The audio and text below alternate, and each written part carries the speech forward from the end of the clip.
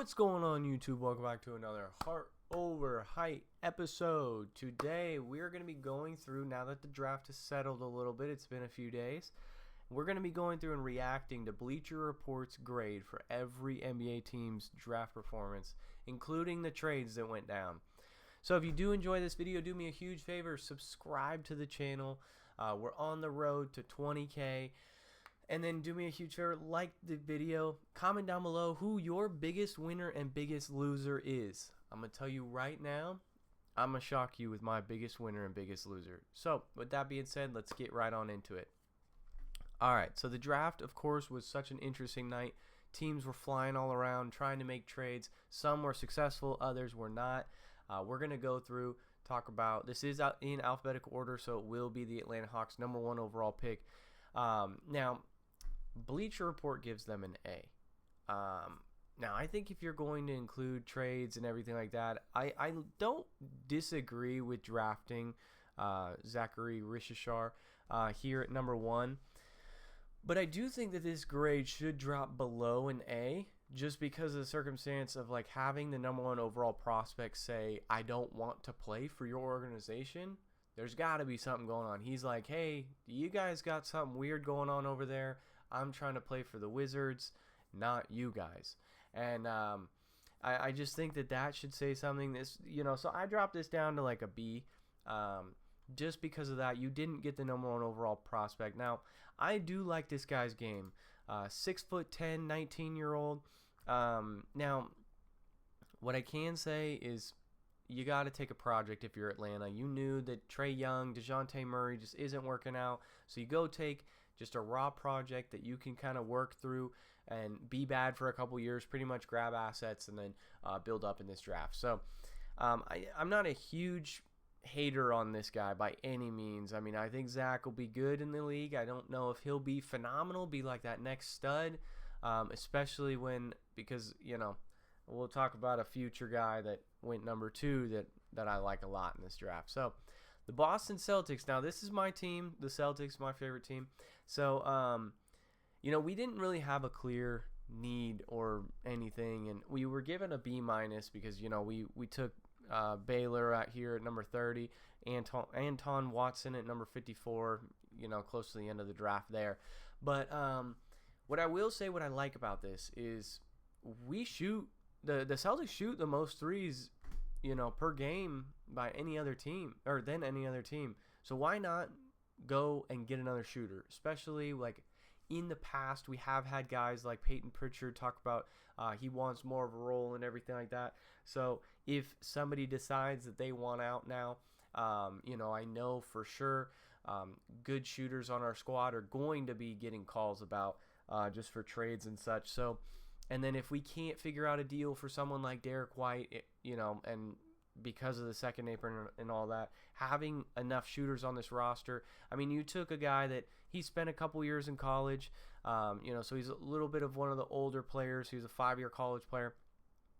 But I mean, he shot 38% from three. So I don't disagree with this pick. I mean, I think a B- seems a little disrespectful, especially since the lowest grade that they give here is a C.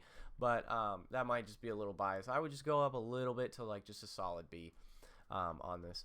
All right, Brooklyn Nets. They stayed as incomplete because they didn't make a pick in this year's draft. But what they did do is trade Mikal Bridges. So I see them incomplete pick because of the fact that we'll see what these picks turn into in the near future. So, there's not really too much to touch on here. It would have been nice to have them get a young prospect, especially with teams trying to trade out of their spot, like Houston, for example, or you had guys trying to trade back there for a little bit. So. We'll move on. We'll talk about Charlotte. Now, they got kind of an interesting player here. Saloon. I'm not sure how you say his name exactly, but he's a guy who kind of fits that role of what I was talking about with Atlanta, where they just need to take a raw prospect. They did the same thing with Charlotte here. They're kind of building a young core together. LaMelo, Mark Williams, Brandon Miller, and then you add, Salon here at #6. I think that it's a solid risk. I think in the draft you need to take risks, but risks for fit. So 6'9" guy. He'll probably be playing the 4 spot for them with Brandon Miller at the 3. You have Mark Williams there playing 4-5 as well with LaMelo at the point. So they were drafting best possible fit. There was a guy there that I could have seen them taking if they would have taken best available, but I'm going to get to a reason later in this video of why I don't agree with best available player instead of drafting best fit. We'll get to that though. So this is a solid grade. I mean, I think it's pretty solid just because he is a very raw prospect here. But this draft was full of just raw talent. You either had very raw guys or you had guys that had been in college 4 or 5 seasons. It was not a whole lot of in between there. Chicago Bulls, now I'm going to change this grade for me. I think that this is like an A-. I love this fit. I mean, he's from Chicago. Mattis is from Chicago. Like he looks like that guy. I think that they could be building something special there, especially with Josh Giddey being there. They could be, they're going younger, of course. DeMar is going to be gone. Zach LaVine, I'm assuming, is going to be gone. Vucevic probably on his way out if they can find a fitter for him. Now, yeah, I like this guy's game. I know he dropped in this draft just because he had a poor shooting year with the G League Ignite, but my big thing with him is I think he can bounce back just fine. I mean, he's got the skills, he's got the asset, 6'9" bouncy player. I mean, he's got that potential, and that's exactly what Chicago needed to do. They didn't, Patrick Williams was kind of a failed pick thus far. I don't see him exploding anytime soon. So you just go get a guy that's going to fit perfectly alongside. Someone needs to throw him lobs. They went and got Josh Giddey. Lonzo Ball is a huge question mark. We don't know if the guy's going to play. So you go get Buzelis, who is literally hometown guy. Last time they got a hometown guy that ended up popping was Derrick Rose. So I like this pick for them a lot. I do. I think that's like an A-. We move on to the Cavs here. Now, I mean, they got a B grade. I think that's pretty solid for a guy like Jalen Tyson. He kind of bounced around a couple different colleges there, 6'7" guy. But I think that they, again, were drafting for decent fit because what they need is wings. You don't need – there are a couple question marks. One, whether they're going to be shipping off Darius Garland or not, or just trying to run it back. But you clearly don't need a 4 because you got Evan Mobley. You don't need a 5 because you got Jared Allen. Darius Garland's there for now. Donovan Mitchell's there. So your one kind of question mark was the wing spot.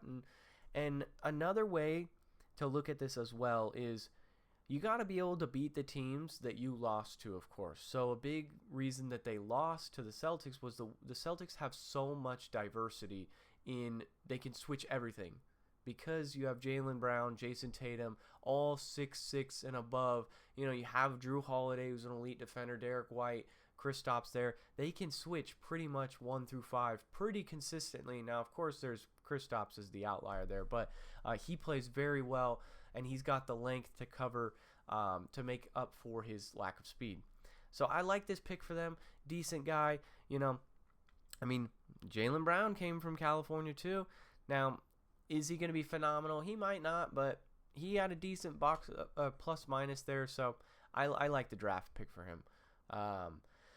Now, Dallas, when they just took a guy in the second round, I mean, they ended up trading Tim Hardaway. They're kind of looking to make some adjustments. I don't really think they needed to make a big splash move. You didn't need to take a project guy just because you made the finals. You need guys to kind of win now.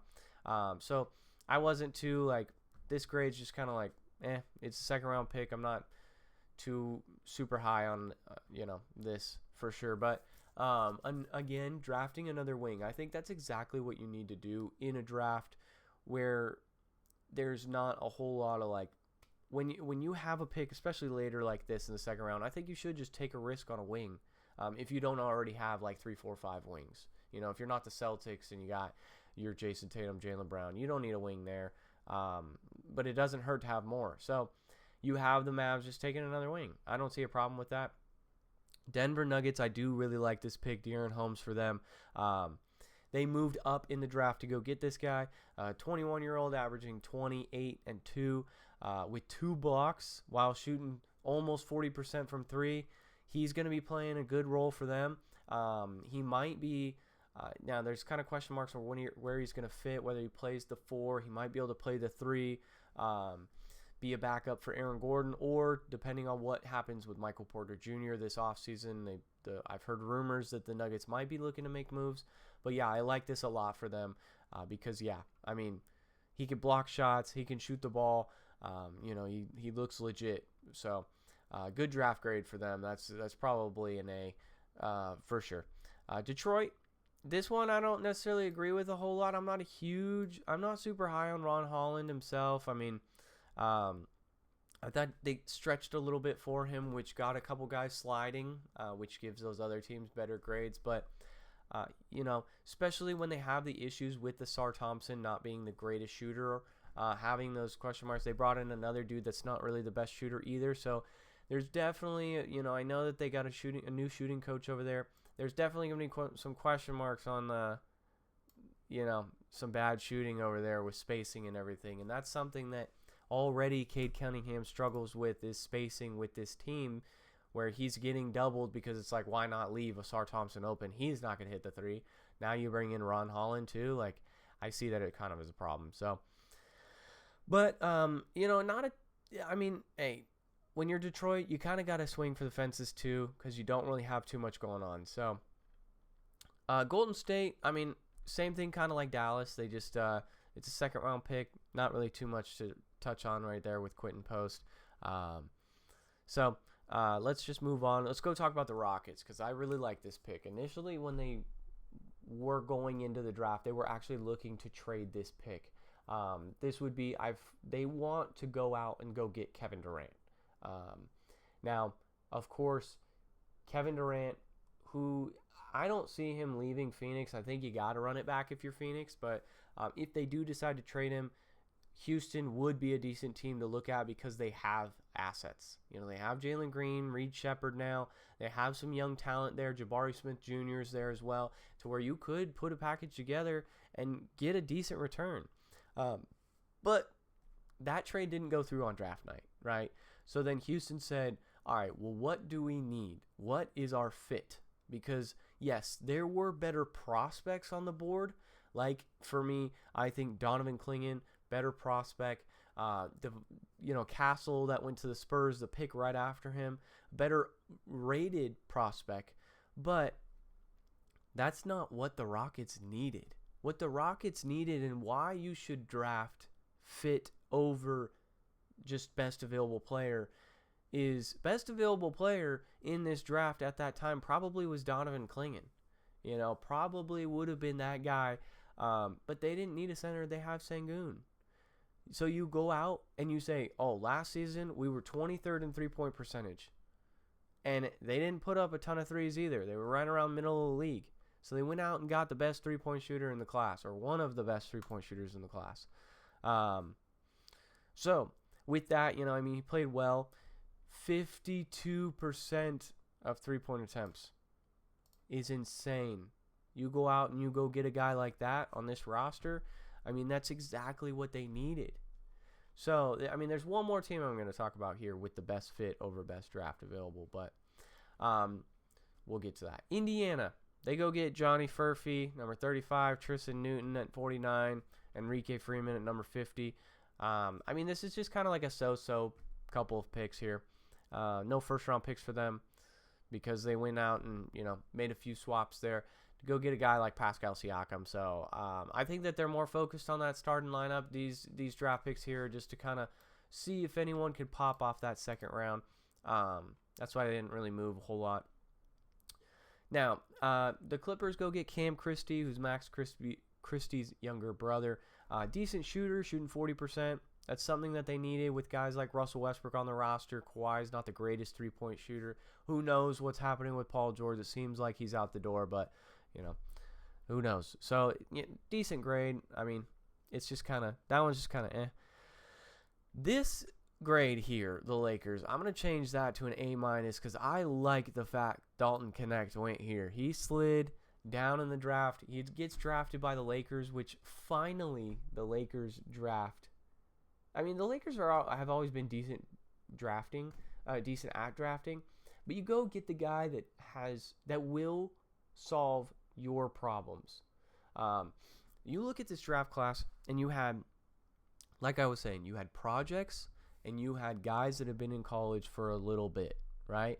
Dalton Knecht is that exact point of he was in college for a little bit, but that's what the Lakers need. They're looking to win right now, so they don't want some project. They want a guy who is similar to Jaime Jaquez, who comes in and just provides immediate success for them. You know, Kyle Kuzma was very similar for them. He came in, had played a couple years in Utah, came in and showcased right off the bat. And I think Dalton Knecht could be like that, and he also is like J.J. Redick, an electric scorer, and look who's the head coach of the Lakers now, J.J. Redick, who's only going to help him out. Now, Bronny James at 55, I think it's a lot of people are hating on it because it's like, oh, his daddy got him in the league, blah, blah. I'm going to throw that out the window right now because I believe the second-round pick is you should go take flyers. I just talked about that with drafting a wing or something like that.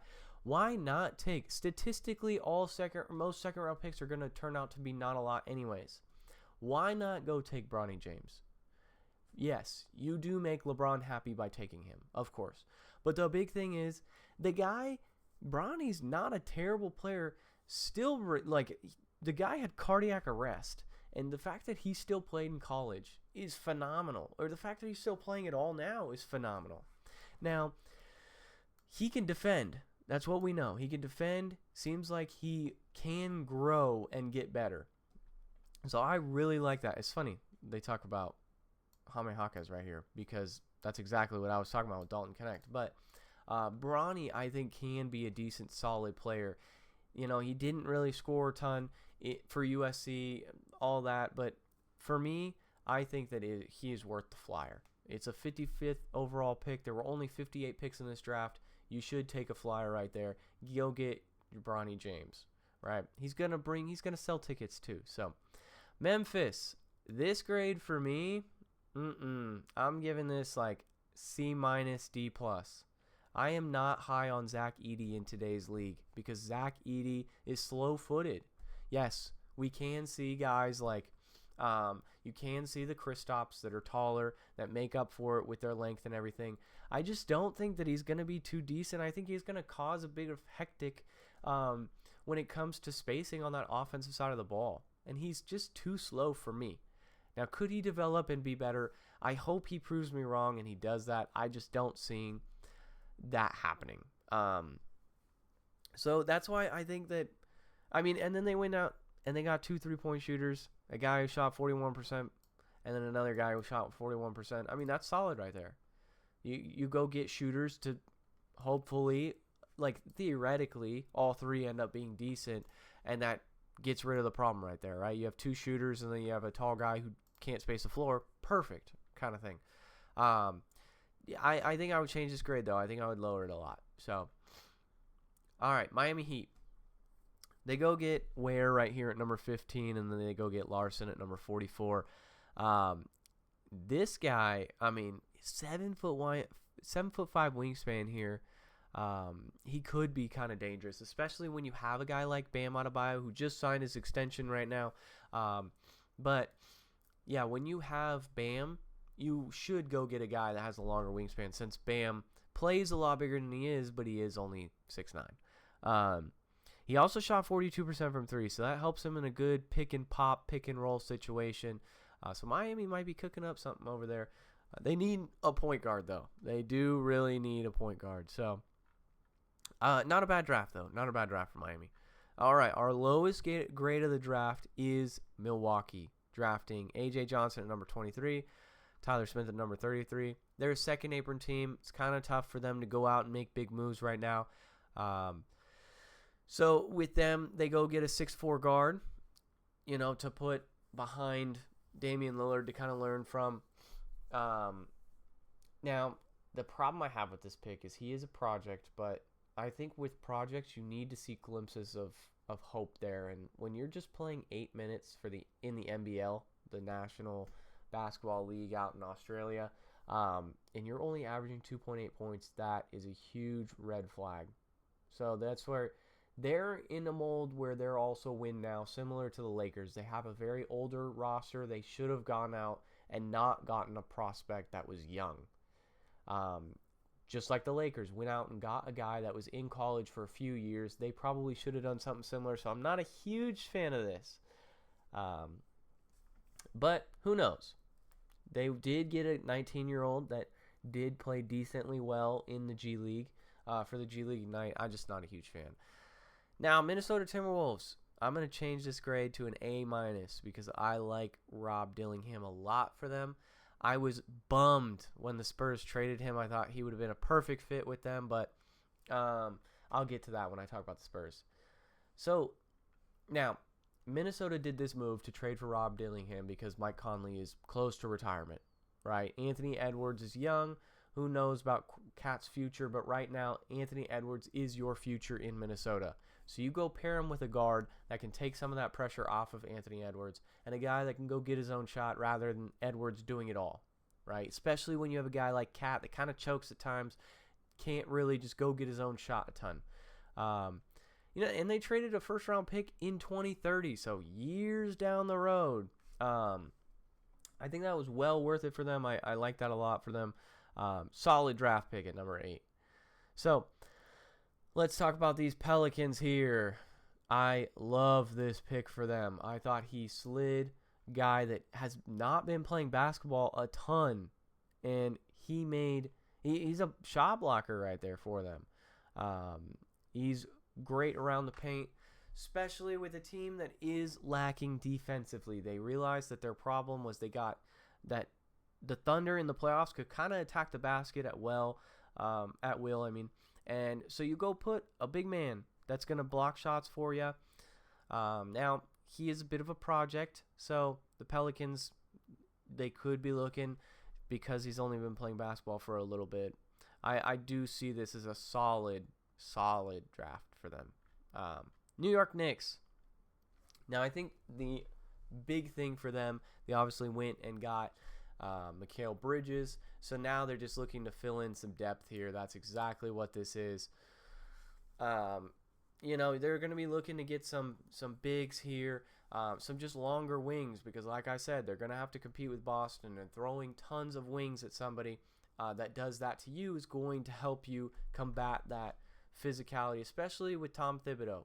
Tom Thibodeau runs through players like crazy because he plays them 48 minutes a game. So when you have that, you need depth. You need depth desperately. So going out and drafting a bunch of depth there helps them out a lot. So with the Thunder, B+, I'd probably change this to an A- because Nikola Topic dropped in this draft because of that ACL injury. Solid for them. I mean, they were just looking, probably drafting best possible player there, looking for a backup point guard to kind of take some pressure off of Shea when he needs to rest up a little bit. I like this guy, though. I think Nikola Topic is a good, solid playmaker for them, going to help them out a lot over there. So let's go to Orlando. They get Tristan da Silva. This guy also fell a little bit in the draft. Now, they are doing the same exact thing that I've been talking about. They went out and got a wing, 23-year-old. So a little bit older, because they're kind of on that path of they need somebody to put with Paolo Franz Wagner to help them out to win more now. And he's the 39% three-point shooter. They weren't the greatest three-point shooting team there, so that helps out them a lot.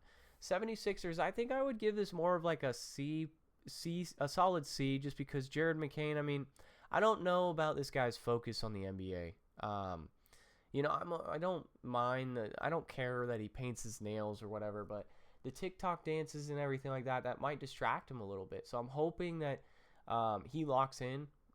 I mean, you can see it on the court. He is a great player and everything like that. When he was at Duke, he was playing very well.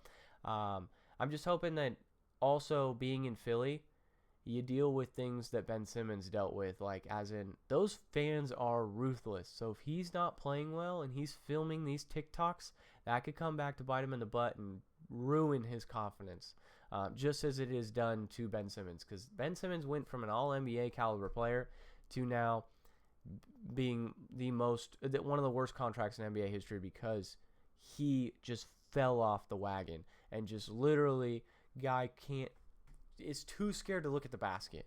So let's go look at Phoenix here. Ryan Dunn at 28. Solid player. I mean, they are just looking for depth right now. They don't have any sort of money. They just need depth. So, solid pick there. Portland Trailblazers, I'd change this grade to an A+ because I like Donovan Clingan a lot for them. He slid, just as I talked about, Houston Rockets drafted best fit for them. Donovan Clingan, solid player for them. They just need prospects. You could see DeAndre Ayton possibly out the door there, just like it says right here.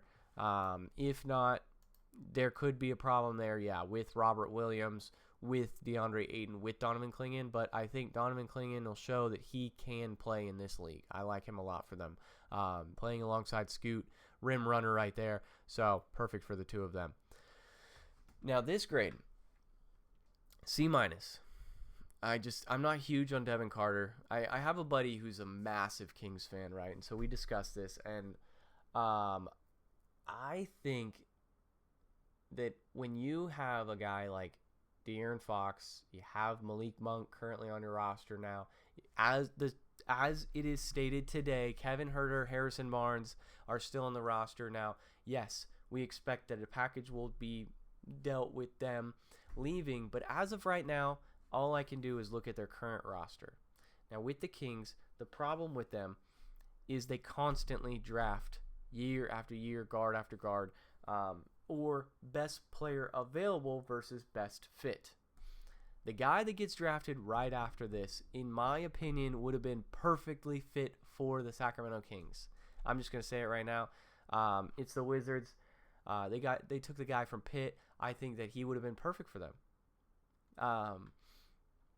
So you go out and you go get Devin Carter, 6'2" guard, 6'6" wingspan, or 6'9" wingspan even, and you run into the same problem when you went from drafting De'Aaron Fox, right?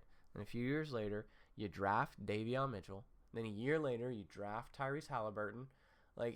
So then you had to pick between Fox and Halliburton. So then you picked Fox, right? You got rid of Halliburton, and then now you got rid of Davion Mitchell. And then you go and draft the same exact thing. If you pull up Kings depth chart, right? We're going to pull that up right now because I just wanted to talk about this right here. Look at all these guards. Malik. You look at, they're starting Devin Carter, which is kind of, so actually they're not, sorry. You have Kevin Huerter, Harrison Barnes, Devin Carter, Malik Monk. You have Keon Ellis. Kessler Edwards is here. There are guys here. You could have gone and gotten a wing. There are no wings here. This is a shooting guard. Kessler Edwards, basically a shooting guard. You need to draft best player for your roster, just like the Rockets did. This is what I was talking about at the beginning with the Rockets when I said that I wanted to talk about the team that fumbled the bag the most. Maybe not the most, but Sacramento has got to stop doing this thing where they draft. I understand that they have a new GM, right? And that is irrelevant to me if you continue to repeat history. If you continue to do the same exact thing, right? So I bring it on as Danny Ainge for the Celtics. When he was with the Celtics, was known as the finesser, and he's doing that same thing over in Utah. He's doing very well over there for himself. And then you look at who replaced Danny Ainge. It was our guy, it was literally Brad Stevens was Danny Ainge Jr. almost, in the sense of he now is finessing teams, getting Kristaps for basically nothing, getting Drew Holiday for basically nothing, right? And then they went and won a championship. Sacramento has got to stop doing this. This is what bothers me the most, especially when you had Bubba from Pitt sitting right there. I don't like this for them. Cool, he's a 37% shooter. I hope this guy proves me wrong. I hope he ends up being good, right? I'm from Northern California. I am a Celtics fan, but I'm from Northern California, so I've been to a few Kings games. I think that, I don't love it. I understand you got to get rid of Davion and Sasha, one of the worst, or for Jalen McDaniels, which had one of the worst per minute players in 2023. So that's a pretty rough trade for them. But yeah, Devin Carter just was not my favorite prospect for them. And at the time, I didn't love them drafting Halliburton when they had Davion. Now, yes, what I will say in Sacramento's benefit is hopefully, right, because I pulled up this roster because hopefully they finally do what we have all been saying for a few years now of let's get rid of Herter and Harrison Barnes and go get solid actual players that can help us win now, not just the same mediocre team every year and year and year. Yes, it's great that they were able to turn Tyrese Halliburton into Sabonis, and then both teams won that trade. They both did well. Halliburton's obviously where he is. Sabonis is where he is. But I see this too much where Sacramento just stays stagnant. They did it with Isaiah Thomas, DeMarcus Cousins, right? They do it Tyreke Evans, DeMarcus Cousins, right? I know Tyreke had some outside stuff that kind of affected him, but overall with the Sacramento Kings, I have a huge issue with the fact that they constantly do the same thing over and over. It is the definition of insanity, doing the same thing and expecting a different result and not getting it. That is insanity. So it is insane to me that they are continually going out and getting guard, especially with a guy that was sitting there in Carrington from Pitt, who I think would have been solid for them. If you're going to draft a point guard, go get a bucket, right? You could have taken Dalton Connect, who fell all the way to 17. He was there. De Silva, small forward, sitting there, right? But we'll get to that. We'll get to the other guys there. So San Antonio, what I'd like to say, I'm going to drop this actually to a C. I do really like Stephon Castle with them. The one problem I had was they traded Rob Dillingham. I thought Rob, Stephon, and Vic would have been a great trio there. Pairing them with Devin Vassell, Keldon Johnson, you have a solid starting five there that's just young and going to grow together. I just really wish that they would have kept Rob Dillingham. I think that that's where they fumbled the bag the most. Was you had a lot of people are comparing Rob to AI. A lot of, I have a Kyrie Irving, De'Aaron Fox-esque comparison for Rob Dillingham. But Stephon Castle is a solid 2 for them. Solid pick. Nothing wrong with him. I think that they fumbled the bag on trading the guy that they drafted in Rob Dillingham. Next up, we got Toronto. Jacoby Walter. His name is interesting enough because it's Kobe put with Jordan, so they came up with Jacoby. He slipped a little bit, which is perfect for a team like the Raptors who need to just take talent right now. They need talent to pair alongside Scottie Barnes. Utah does definitely deserve the best grade in the draft. They got Isaiah Collier, who literally, they touch on it right here. The first, fifth, were the first and fifth respectively in their class. And then Kyle Filipowski being the number 4 in the class. They went and just said, hey, these guys were the best in high school. Let's go get them. Cody Williams, is he going to be as good as his brother? We have no clue. He looks a little skinny. He needs to put on some weight for sure. I like Isaiah Collier. And then Kyle Filipowski, I understand he's got some things with his girlfriend and everything. I don't know if that's going to affect his game itself, but I think it was worth the risk in the second round. Number 32. Might as well take it. So, this right here, Wizards, I'm giving that an A. Alex Sarr, of course, number 1 overall prospect, number 2 pick. He said he wanted to go play for them. I've never heard anyone in my life say they want to go play for the Wizards. Bub Carrington. I really like Bub. I think that he's a solid player. He's a bucket. He's going to go get you a good score there. So, and then Keyshawn George, number 24. They had 3 first-round picks here. And they just go and get better. That's the big thing for them. They're going to play around Alex Sarr. The big thing with Bub is I think that, he checks scorer and decent distributor. That's exactly what they need. And then, Keyshawn George, 40% three-point shooter as a freshman. It's perfect for them. I think they had guys fall to them that were perfect.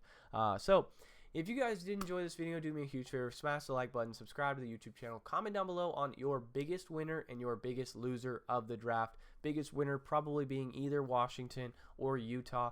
Biggest loser being someone like Sacramento. or we could say even, let's see, another big loser would be the Bucks would probably be up there, yeah. So with that being said, guys, it's been another Heart Over Height episode, and I'll catch you guys in the next one. Peace.